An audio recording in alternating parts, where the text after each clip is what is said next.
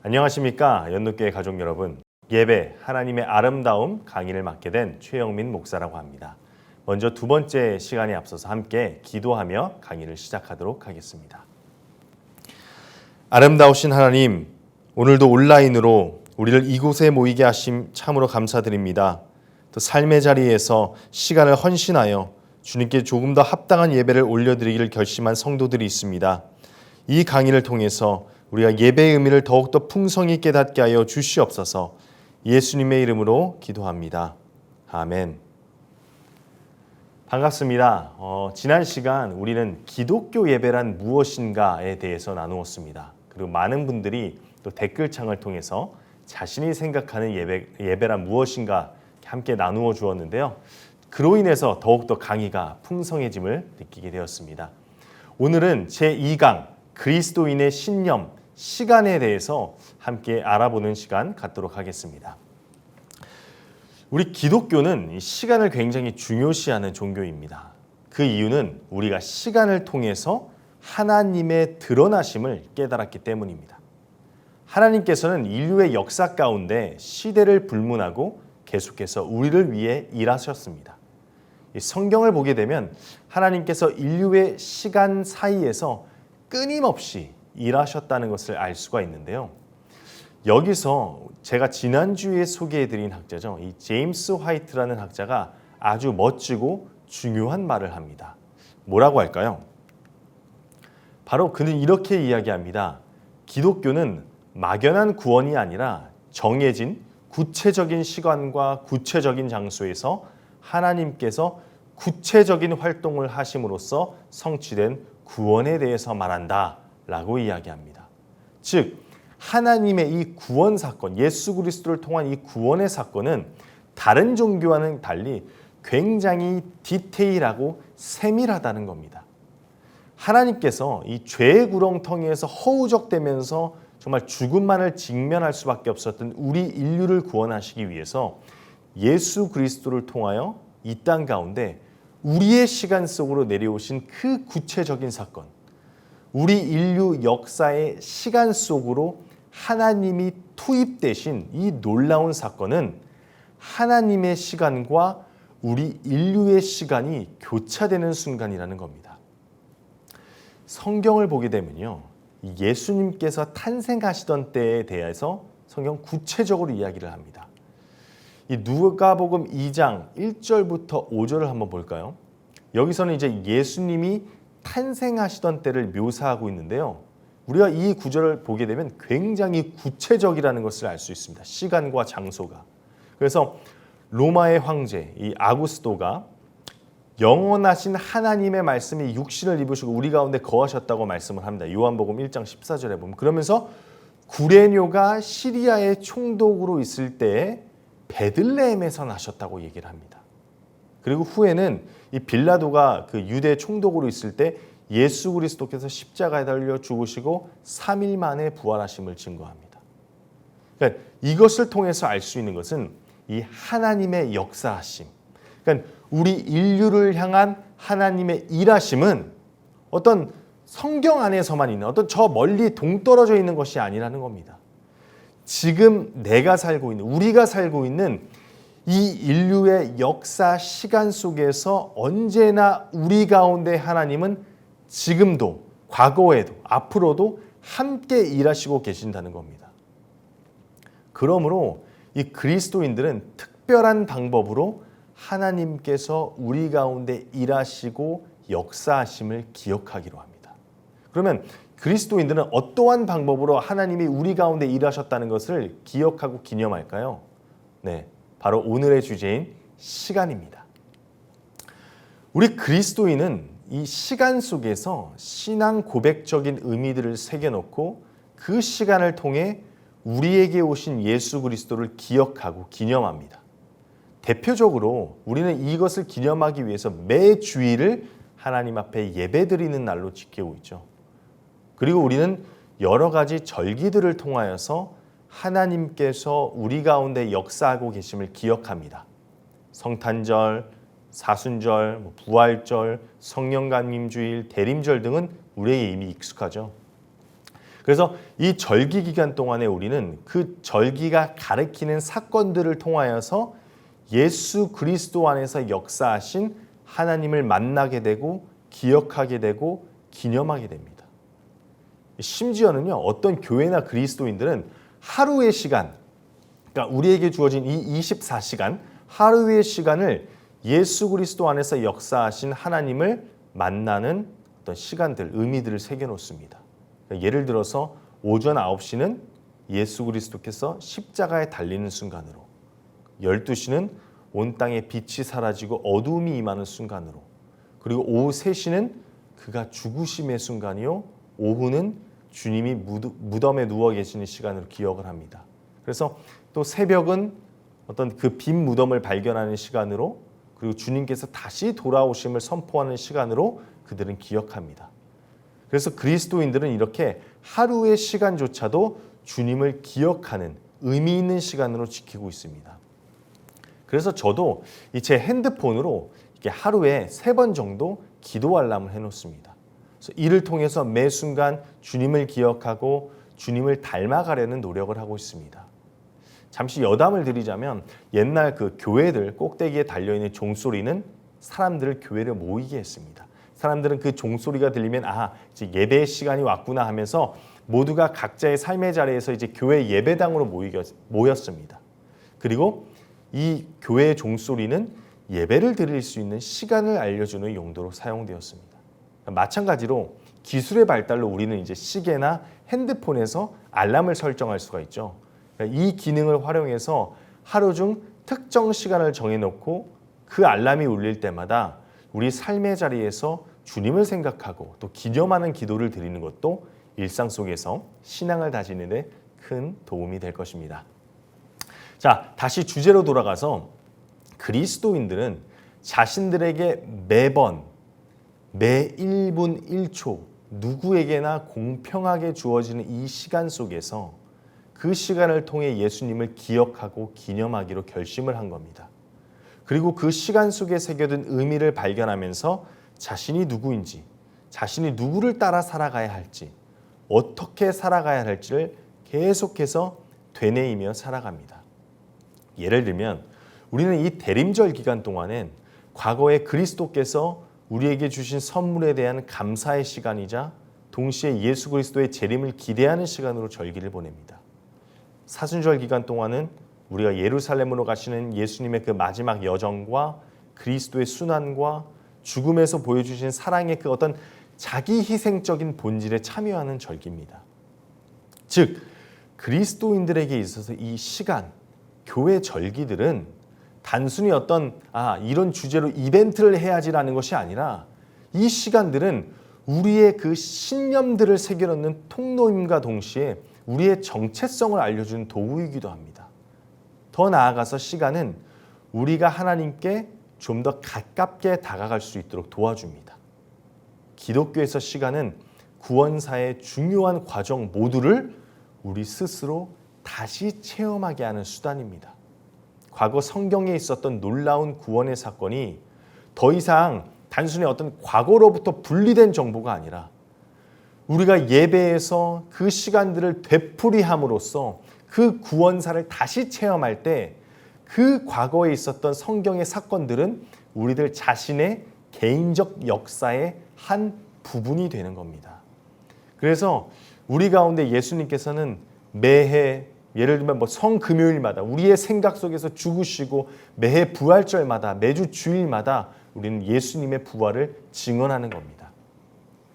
기독교의 시간은 하나님께서 우리에게 다가오시는 아주 중요하고 신선한 수단입니다. 그것은 결코 고갈되지 않는 선물입니다. 매번, 매해, 매주, 매일은 우리로 하여금 이 하나님과의 좀 더 깊은 만남을 가지도록 합니다. 그러므로 이 시간을 통해서 우리가 매주 드리는 예배의 내용은 더욱 풍성해집니다.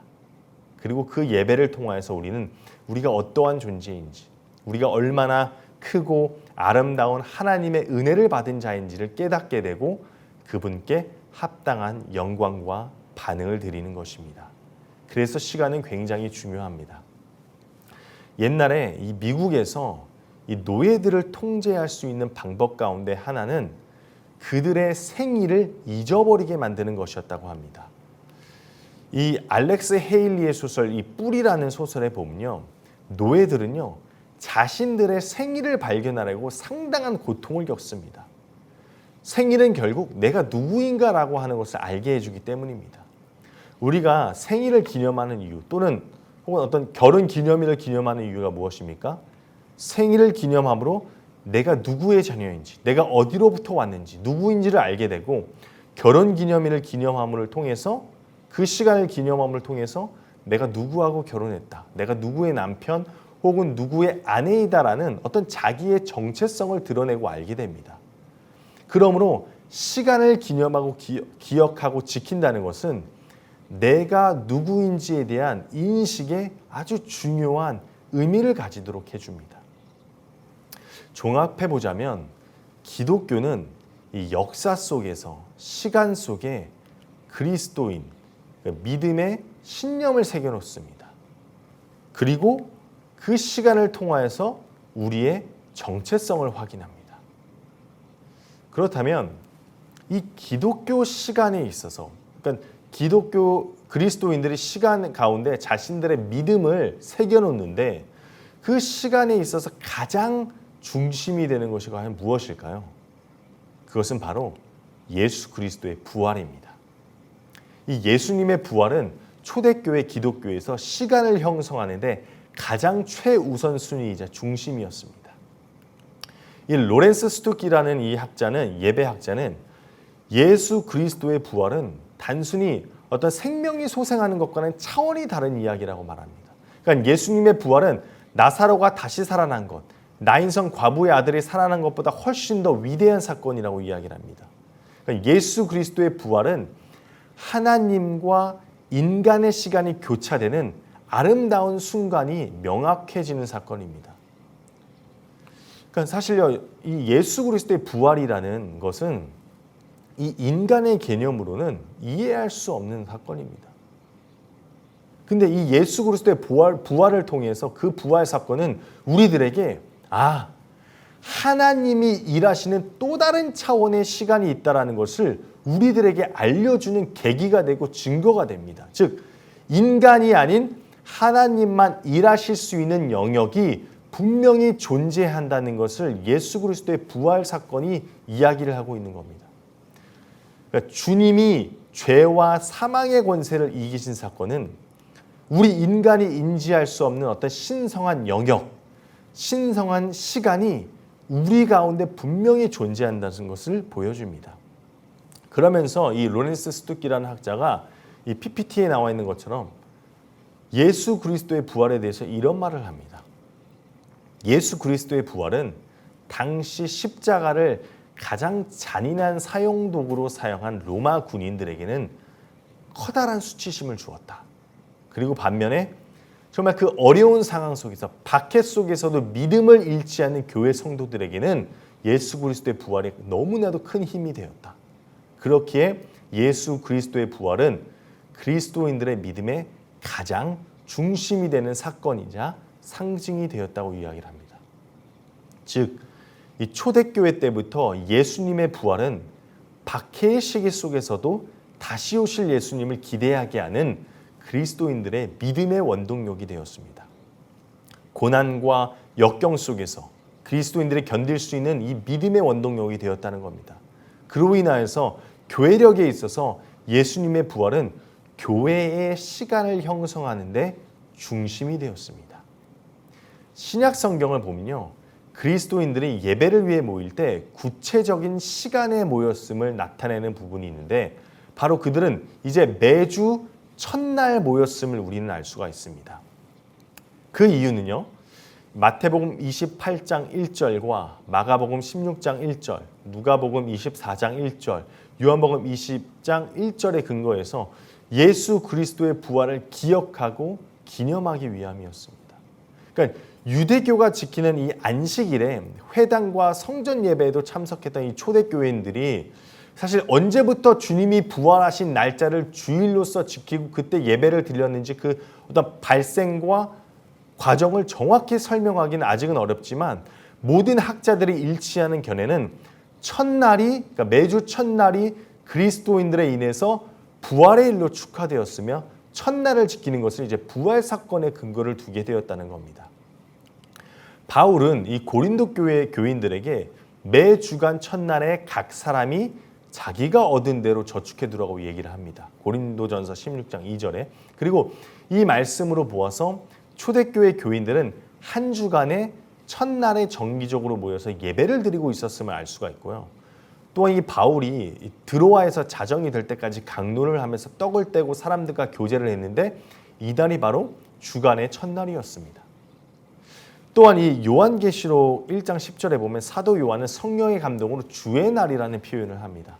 이제 여기서 주의 날은 앞선 주간의 날, 어떤 그 위켄드가 아니라 The Lord's Day를 말합니다. 즉 주간의 첫날에 대하여 이미 주님의 날이라는 용어를 쓰고 있었다는 겁니다. 주의를 쓰고 있었다는 겁니다. 그러니까 바꿔 말하면 이미 1세기에 한 주간의 첫날이라는 기독교 용어가 사용이 되었고 교인들은 주일을 중심으로 정기적으로 모여서 예배를 드리고 있었음을 알 수 있습니다. 이 초대교회에서 초대교회에 대해서 가장 많은 자료와 초대교회를 가장 정확하게 묘사를 하고 있는 1세기 말에서 2세기 초 정도에 기록된 것으로 추정되는 교회 규범인 이 디다케라는 문서가 있습니다. 이 디다케라는 문서에서 기독교인들의 그야말로 주님의 주의 날에 함께 모여서 떡을 떼고 성찬을 지키라고 상기를 시킵니다. 그리고 2세기 중반에 활약했던 변증가 순교자 저스틴이 그의 그 책에서 주 155년경에 로마에서 이교도 청중을 향해서 쓴 글을 보면요. 이 초대교회 교인들은 주일에 공동 모임을 지켰음을 알 수 있습니다.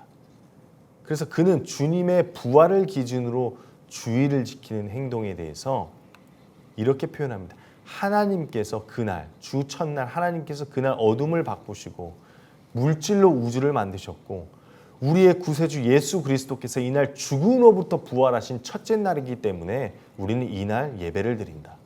그러니까 그리스도인들은 곧 새롭게 만들어진 이방인의 용은 주일을 이제 받아들였고 그리스도께서 죽음에서 부활하신 것을 태양이 떠오르는 것으로 비유를 했습니다. 그래서 오늘날에도 우리가 일요일을 주일을 영어로 뭐라 그러죠? 썬데이라고 표현을 하죠.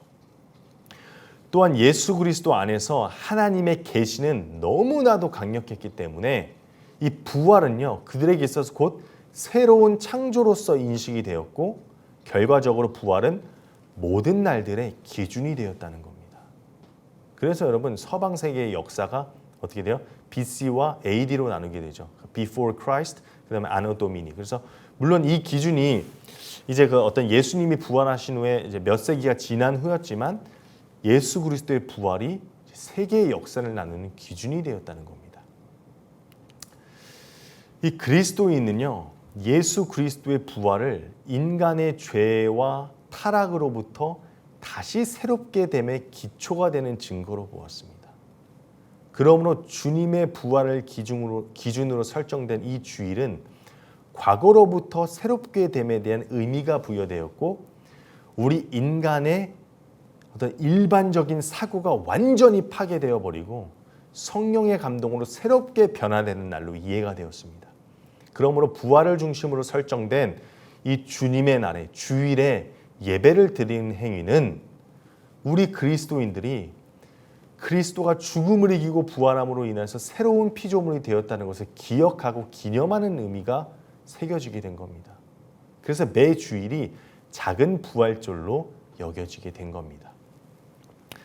이 제 미국 석사 논문의 지도 교수였던 이 마르타 무어키시 박사는 그리스도의 부활은 우리에게 하나님의 시간이 인간의 역사에 들어와서 피조물의 운명을 완전히 바꿔놓은 역사적인 사건이라고 표현합니다. 그러므로 모든 교인들이 동의해서 이 공통된 시간, 주일에 모이기로 한 이 행위, 즉 주일, 특정한 시간에 예배당에 모여서 예배를 드리는 행위는요. 우리가 어떠한 신앙과 어떠한 신념을 가지고 있는지를 나타냅니다. 즉 우리가 매 주일 연동교회 예배당에서 정해진 시간에 모여 예배를 드리는 행위는 우리는 예수 그리스도의 죽음과 부활을 역사적인 사건으로 믿으며 그로 인해서 우리가 새롭게 된 존재로 살아갈 수 있다는 신앙 고백이 우리 교회 주일에 예배를 드리는 행위에 담겨 있다는 겁니다. 이 고든 레스롭이라는 학자는 그의 책 홀리 띵스라는 책에서 이런 말을 합니다. 새로운 주가 시작될 때, 새로운 한 주가 시작될 때 그리스도인은 그들의 공동체가 정해놓은 시간에 모인다.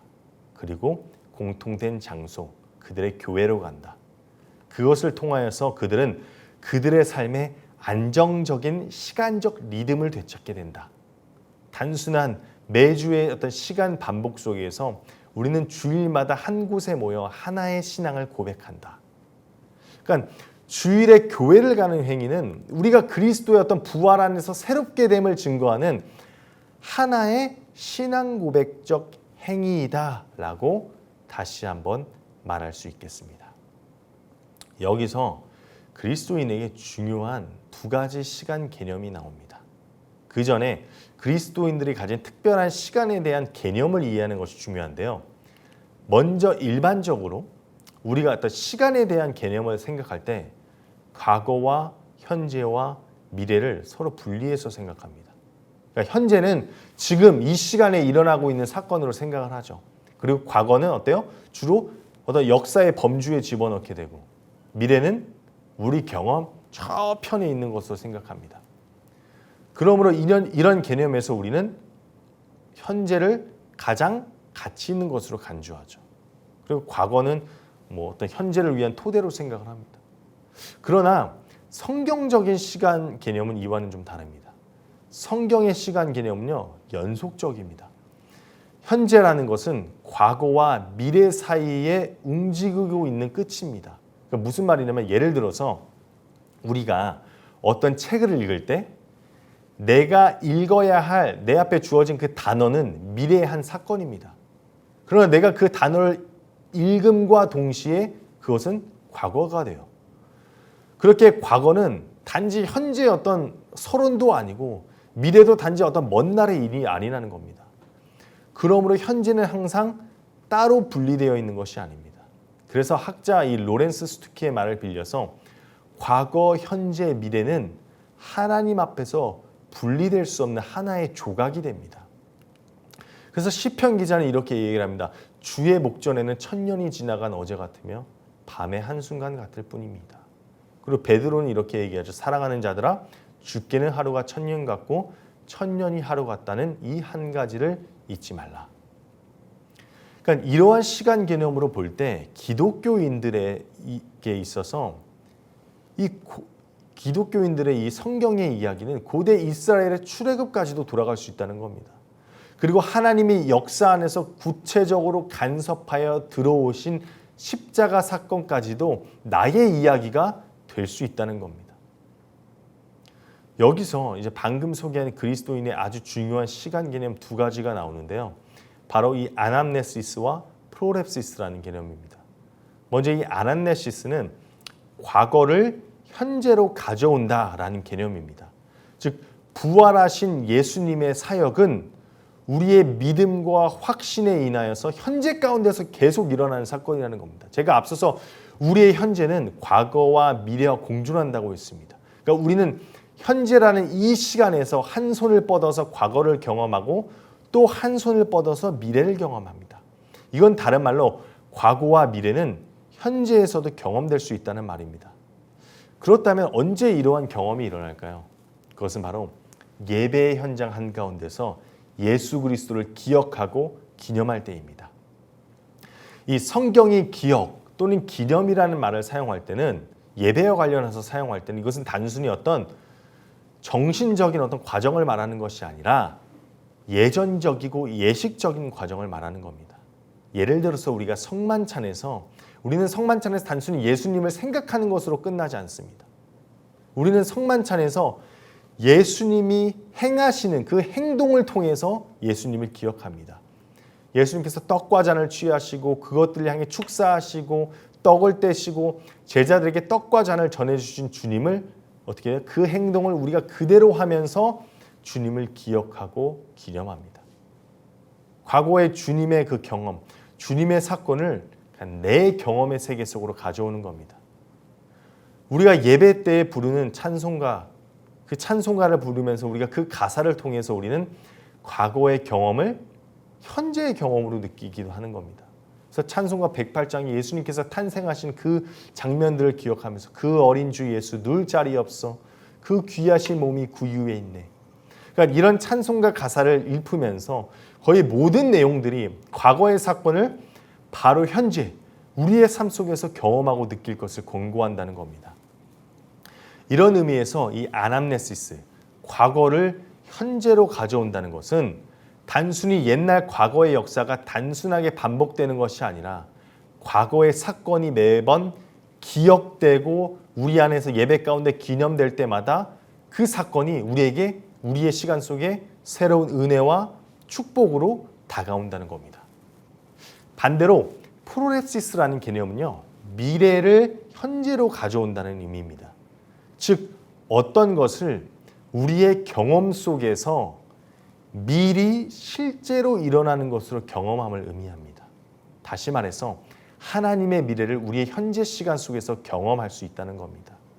이 경험 또한 예배의 현장에서 나타납니다. 이 주승중 박사의 예시를 빌려서 우리는 성찬 성례전을 통해서 그 어린 양 보좌 앞에서 천국 잔치를 이 땅에서 미리 맛볼 수가 있습니다. 성찬은 우리가 영광스러운 존재로 들리움을 받은 후에 정말 이 전 세계 동서남북에서 모인 성도들과 하나님 보좌 앞에서 맛보게 될 하늘나라의 잔치를 이 땅 가운데서 맛보게 되는 겁니다. 우리는 성령의 역사하심을 통하여서 미래의 사건을 오늘 현재 성찬을 받으면서 경험하게 된다는 겁니다. 또한 마찬가지로 또 찬송가를 통해서 구원받은 천국의 성도들 믿음으로 주 고백했기에 천국에서 큰 영광 누리네 라고 고백할 수 있는 겁니다. 하늘나라로의 입성을 정말 찬송가의 가사를 통해 고백하며 경험하는 겁니다.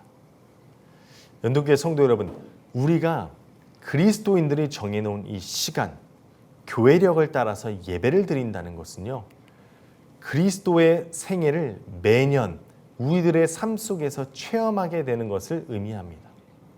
그리스도의 탄생, 사역, 고난, 죽음, 그리고 부활 등은 이 세상을 향한 하나님의 통치와 그 통치를 오늘의 현재 속에 있는 우리에게 가져다 줍니다. 교회의 수많은 시간들, 예배의 시간들은 이미 일어난 그리고 앞으로 분명히 일어날 사건들을 우리의 현재 삶 속에서 경험하게 해줍니다.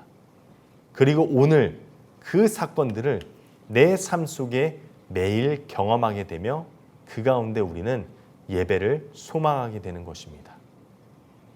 이런 의미에서요, 우리 모두에게 동일하게 주어진 이 시간은 우리가 계속해서 하나님의 구원 역사를 체험할 수 있도록 도와주는 하나님의 은혜의 통로라고 할 수 있습니다. 그러므로 앞으로 우리가 하나님께 올려드려야 할 이 예배의 시간 속에서 나를 새롭게 하신 그 놀라운 주님의 은혜를 발견하시길 소망합니다. 단순히 어떤 시계의 숫자가 일치되어서 시간이 다 되었다고 해서 기계적으로 교회를 오는 것이 아니라 정말 우리 인간의 시간 속에 침투하셔서 놀라운 일을 하고 가신 하나님의 크신 일을 기억하기 위해 예배의 자리에 나가길 결심하는 여러분이 되기를 주님의 이름으로 소망합니다. 사랑하는 여러분, 하나님의 아름다움이 가득한 예배, 이번 주도 꼭 경험하시길 바랍니다. 함께 기도하겠습니다. 사랑의 하나님, 감사합니다. 우리의 시간에 침투하시어서 정말 놀라운 사랑을 보이신 하나님께 참된 영광을 올려드립니다. 과거부터 현재 그리고 앞으로의 우리의 삶 속에 주님께서 보여주신 그 은혜에 우리가 한없는 찬양과 감사를 드립니다. 주님, 우리가 드리는 매 예배 속에서 부활의 기쁨과 감격을 깨닫게 하시고 날마다 우리의 삶 속에서 주님을 기억하고 기념하게 하여 주시옵소서. 예수님의 이름으로 기도합니다. 아멘. 네, 이렇게 오늘 제2강 그리스도인의 신념 시간에 대한 강의를 마치도록 하겠습니다. 감사합니다.